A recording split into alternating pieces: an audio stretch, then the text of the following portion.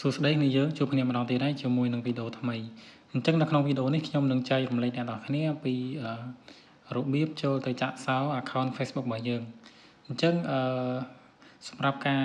ចាក់សោ account Facebook ឬក៏យើងហៅថា lock profile ហ្នឹងមានគ្នាយើងខ្លះក៏គាត់បានដឹងហើយក៏មានគ្នាយើងខ្លះទៀតដែលគាត់អត់ទាន់បានដឹងអញ្ចឹងសម្រាប់គ្នាយើងដែលអត់ទាន់បានដឹងគឺយើងអាចមើលវីដេអូនេះបានហ្នឹងឯងអញ្ចឹងឥឡូវកុំឲ្យខាត់ពេលយូរយើងទៅចាប់ផ្ដើម lock profile របស់គ្នាអញ្ចឹងជំហានដំបូងអ្នកនរគ្នាគ្រាន់តែចូលមកកាន់ Facebook របស់យើងមក account Facebook របស់យើងហ្នឹងហើយ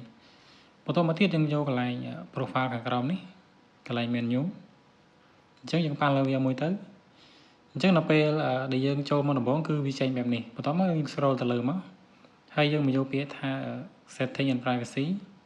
កន្លែងនេះអញ្ចឹងដល់ពេលដែលយើងចុចទៅគឺវាចេញបែបនេះបន្តមកទៀតយើងយកពាក្យថា setting យើងប៉ះលើវាមួយទៅ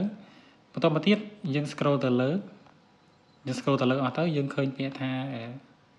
profile locking កន្លែងនេះអញ្ចឹងយើងប៉ះលើវាមួយទៅបន្តមកទៀតមកដល់កន្លែងនេះយើងនឹងឃើញពាក្យថា lock your profile នៅខាងក្រោមនេះអញ្ចឹងយើងប៉ះលើវាមួយទៅអញ្ចឹងបន្ទាប់ពីយើងចុចហើយវានឹងលោតមកដល់ផ្ទាំងមួយនេះអញ្ចឹងយើងចុច OK ទៅនេះកន្លែងនេះយើងចុច OK អញ្ចឹងបន្ទាប់ពីយើងចុច OK ហើយគឺកន្លែងនេះវាដាក់ថា you lock your profile អញ្ចឹងមានន័យថាយើងបានចាក់សោ profile របស់យើងឬក៏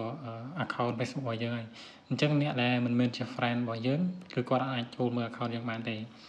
អញ្ចឹងវីដេអូហ្នឹងគឺមានតែប៉ុណ្្នឹងទេហ្នឹងហើយខ្លីៗ